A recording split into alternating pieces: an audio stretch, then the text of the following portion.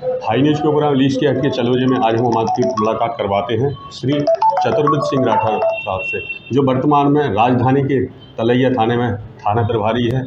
यानी कि राठौर साहब का नेचर कुछ इस प्रकार का है कि रात को 2:30 बजे घर पहुँचे हैं ड्यूटी, उसके बाद भी सुबह पूरी तरीके से तैयार होकर, ना कोई चेहरे पे शिकन यानी हेड फ्रॉड होकर, आज भी इस उम्र में ही वह डंबर एक्सरसाइज करते हैं भारी। तो भाई साहब बहुत बहुत धन्यवाद जो हाई न्यूज़ के लिए टाइम निकाला। थैंक्स आपके लिए। ये बात एक बात होता है भाई, चाइल्डहुड में किस प्रकार का नेचर था, आप कैसे थे बचपन में? बचपन में क्या रहे, हमारे माँ बाप के संस्कार थे जी सबसे प्रथम ये था कि आप अच्छी पढ़ाई करिए, जी बड़ों का सम्मान करिए, महिलाओं का सम्मान करिए, बच्चों पर दया करिए। जी तो जो नेचर उन्होंने या जो हमारे संस्कार डाले थे, उसी संस्कार को हम आगे पालन करते आ रहे हैं। अब वर्तमान नौकरी में भी हम वही परंपरा फॉलो कर रहे हैं। तो इससे मुझे पुलिस विभाग में काफ़ी सफलता मिली है और लोगों को काफ़ी सम्मान स्नेह मिला मुझे। तो होम डिस्ट्रिक्ट कौन सा था आपका? हमारा डिस्ट्रिक्ट जालौन है, यूपी में। जी। तो जालौन में हमारा तहसील कोंच पड़ती है और कोंच से पढ़े हैं, झांसी विश्वविद्यालय से ही पढ़े हैं। बाकी हमारा पैतृक गांव यूपी डिस्ट्रिक्ट जालौन है। जी, एक बार बताइए, कहते मध्य प्रदेश की पुलिस सबसे अच्छी पुलिस है पूरे देश की, क्या पूरे दुनिया की? हाँ, मध्य प्रदेश की पुलिस पूरे भारत में सबसे नंबर 1 पुलिस है। जो पुलिस को कर्तव्य है वो वही हिसाब से निभाते हैं, लोगों का सम्मान करते हैं, बदमाशों पर सख्ती करते हैं, बदमाशों को सज़ा दिलाते हैं, जेल भेजते हैं और आम जनता को न्याय दिलाते हैं। नहीं, जहाँ तक मेरा अनुभव है, मैंने सब जगह रिपोर्टिंग की है, क्योंकि जितनी जी मध्य प्रदेश में एक आप एसपी से मिल सकते हैं, किसी भी अधिकारी से, उत्तर प्रदेश में एसएचओ से मिलना भी इतना ईजी नहीं होता है। हाँ, हमारे यहाँ मध्य प्रदेश में हमारे अधिकारियों को आदेश हैं, किसी समय कभी भी किसी को कोई भी काम हो तो आप मिल सकते हैं, इसमें कोई कोताही नहीं है, ना कोई उनको आपत्ति है।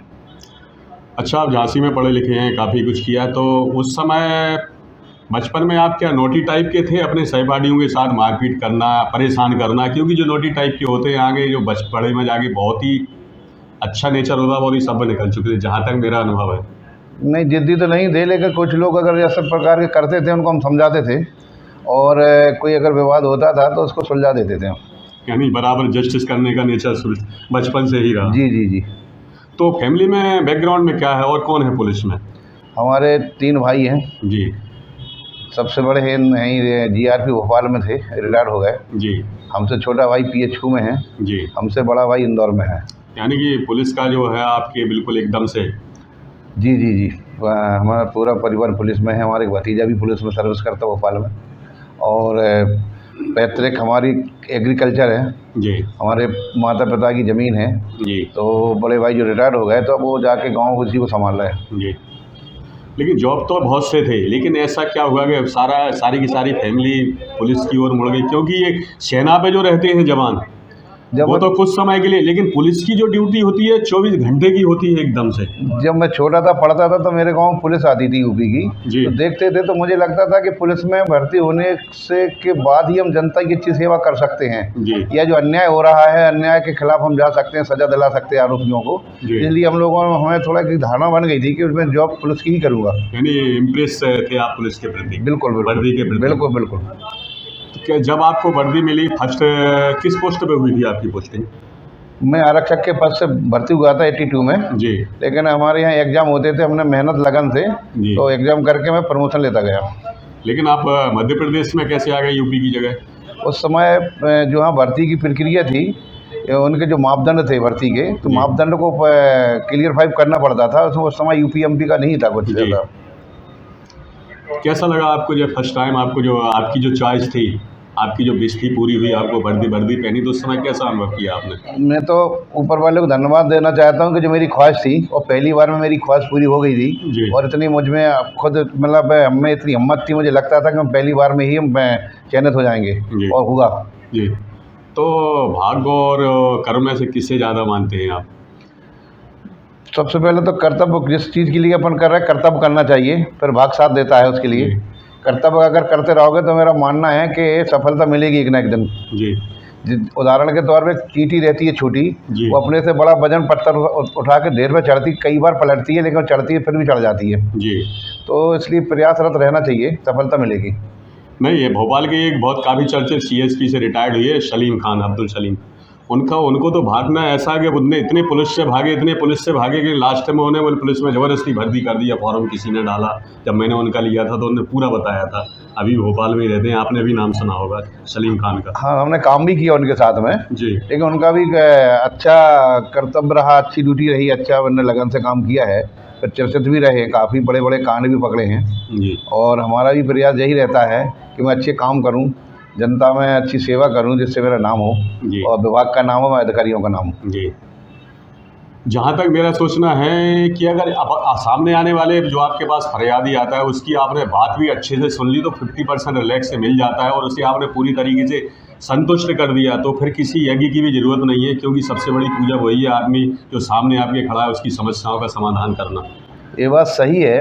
अगर सबसे पहले किसी व्यक्ति को कोई तकलीफ होती, थाने आता है वो, जी। और थाने से उम्मीद के साथ आता है कि यहाँ से मुझे मदद मिलेगी। जी। तो जैसे वो आता है तो उसकी हम सुनते हैं, पानी पिलवाते हैं, चाय पिलवाते हैं, फिर उसकी सुनते हैं, जी। किससे शिकायत है उस पार्टी को भी बुलवा लेते हैं, जी। आमने सामने बात होती है। संतुष्टि होने के बाद यदि खुद कहता है कि साहब मैं संतुष्ट हूँ अभी कार्रवाई से, तो फिर वो धन्यवाद भी देता है, और अगर नहीं है तो फिर मैं कार्रवाई करके न्यायालय से सजा दिलाता हूँ। जी।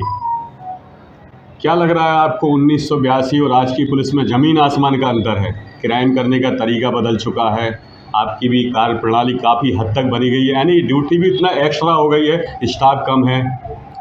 स्टाफ कम है लेकिन जो आजकल जितना टेक्निकल साक्ष्य आ गए हैं ना, जी। इनका हम लोग ज़्यादा उपयोग करते हैं, और टेक्निकल साक्ष्य से ही हम लोग आरोपियों को सज़ा दिला रहे हैं। जी। और पहले इतना साक्ष्य नहीं था, जैसे कैमरे हो गए, मोबाइल हो गया या अन्य हो गए, तो इससे काफ़ी सुविधा है जी। और ड्यूटियाँ भी चलती हैं, और आजकल स्टाफ भी अच्छा शिफ्ट बाई शिफ्ट बना के, तो लॉ एंड ऑर्डर भी चलती है, कानून व्यवस्था भी चलती है, और ज़्यादा से ज़्यादा आरोपियों को सजा भी दिला रहा है। लेकिन टेक्नोलॉजी का मिसयूज बहुत हो रहा है आजकल। एक से एक पढ़े लिखे इंटेलिजेंट लोग, एक मैसेज आता है कि ये राम मंदिर बनने की खुशी में जियो ने आपको फ्री रिचार्ज दिया है, और वो मैसेज को क्लिक करता है, उसका बाद सारा बैंक अकाउंट साफ, यानी कि छोटी सी लालच के चक्कर में, 2 GB डाटा लेने के चक्कर इस में। संबंध में लोगों को काफ़ी एडवर्टाइजिंग की जा रही है कि इस तरह के लोगों को सावधान रहें।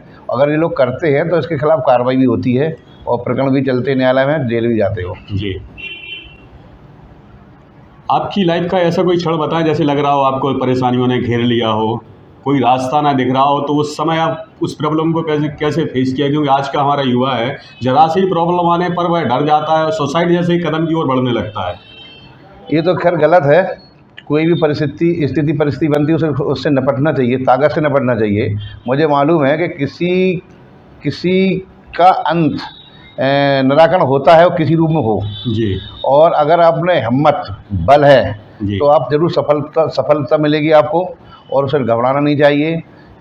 अगर अपन जीवित रहें तो कुछ भी कर लेंगे। जी।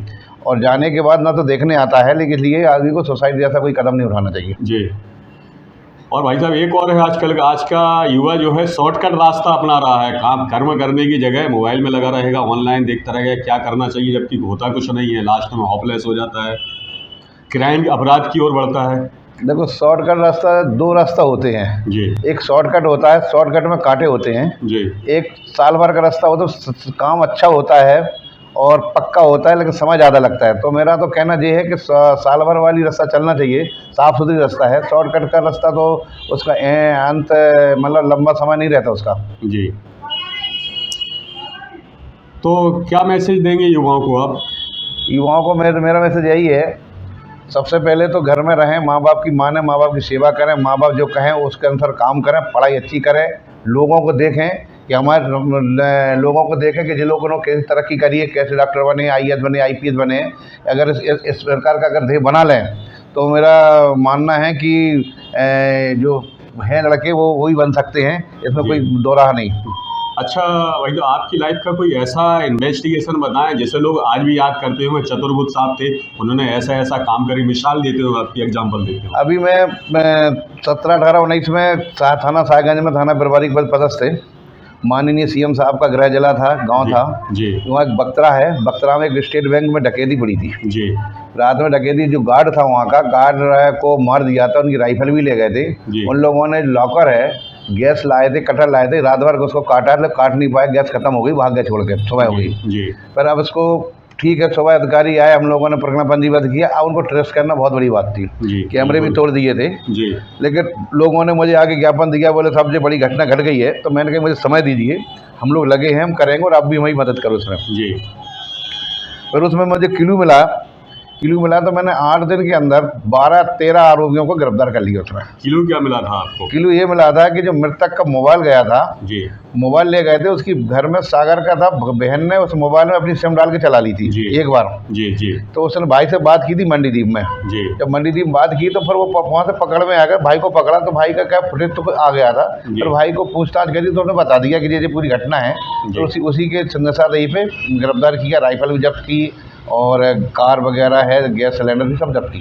यानी इतनी जल्दी इतनी और प्रकरण इसकी तेजी से विवेचना करने अधिकारियों का आदेश है, न्यायालय में पेश किया था। न्यायालय द्वारा इनको सजा भी दे दी गई है। यदि कब दी गई सजा? सजा पिछले साल दी गई थी। पिछले साल दी गई है। तो आपको क्या लगता है आज के जो अधिकारी आ रहे हैं वो काफ़ी तेज तर्रार तो हैं ही, लेकिन वो भी कुछ ऐसा हटके करना चाहते तो उन्हें क्या मैसेज देंगे आपके? हमारा ये है कि अगर कोई घटना घटती है, सबसे पहले घटना स्थल का बहुत बारीकी से निरीक्षण करना चाहिए। कुछ क्लू ऐसे हैं कि अपन को घटना स्थल से मिल जाते हैं आरोपी तक पहुंचने के लिए। अगर आपने अच्छा निरीक्षण कर लिया है तो बिल्कुल संभव है कि आप उसमें सफलता मिल जाएगी, आरोपी पकड़े जाएंगे। और मेरा संदेश यही है कि जो भी एक तो ट्रेनिंग अच्छी लें, ट्रेनिंग के बाद के काम अच्छा सीखें और बारीकियाँ सीखें। जो होशियार पुराने अनुभवी लोग हैं उनसे सीखें और इसी को परंपरा को विवेचना का आगे बढ़ाएं, सजा दिलाएं न्यायालय। ये तो ठीक है। यहाँ तक कि आपकी नौकरी के क्या अनुभव रहे अभी तक सर्विस के? सर्विस के अनुभव ये रहे कि कहाँ जहाँ जैसा चाहे लॉ एंड ऑर्डर हो या कानून व्यवस्था हो, कहाँ किस परिस्थिति कैसे निपटना है, इतना अनुभव है तो उस हिसाब से हम लोग डील करते हैं और सफलता मिलती है। अच्छा, ये राजधानी का थाना है, बहुत ही महत्वपूर्ण होता है राजधानी के, पता नहीं कब आपकी ड्यूटी आ जाए। यानी मेरे को लगता है 24 घंटे में से कभी कभी 18 क्या 20-20 घंटे ड्यूटी करनी पड़ती है।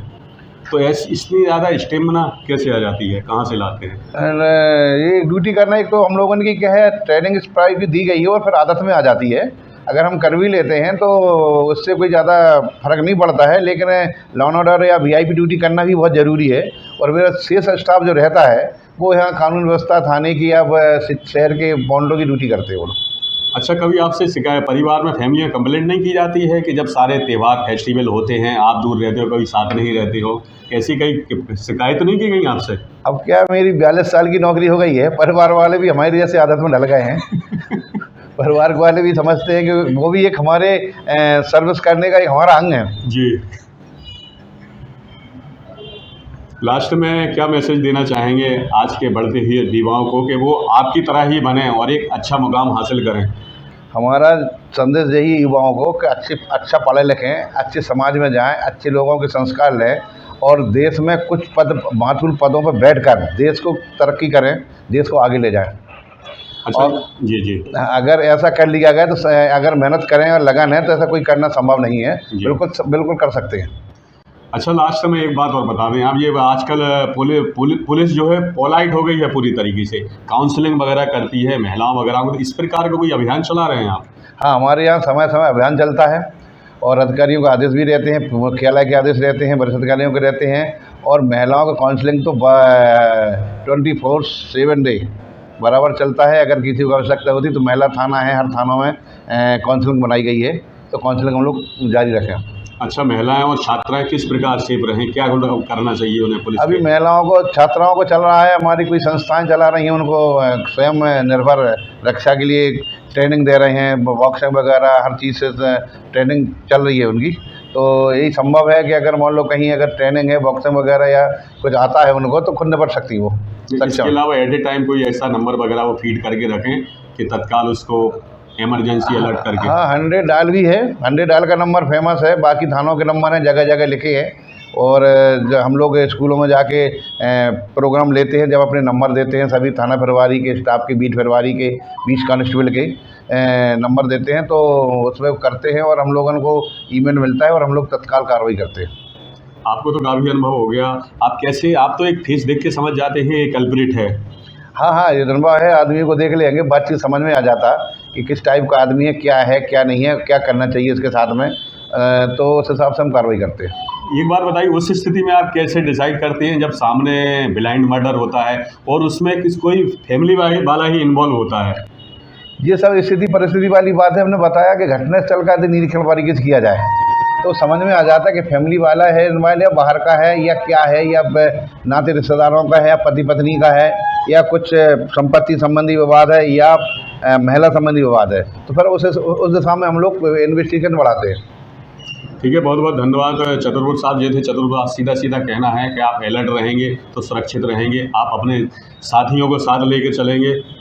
एक नया मुकाम, आप इस उम्र में भी इतने स्वस्थ हैं, एक्सरसाइज करते हैं। बहुत बहुत धन्यवाद टीआई साहब। आपको भी मेरा बहुत बहुत धन्यवाद, आपकी टीम को धन्यवाद।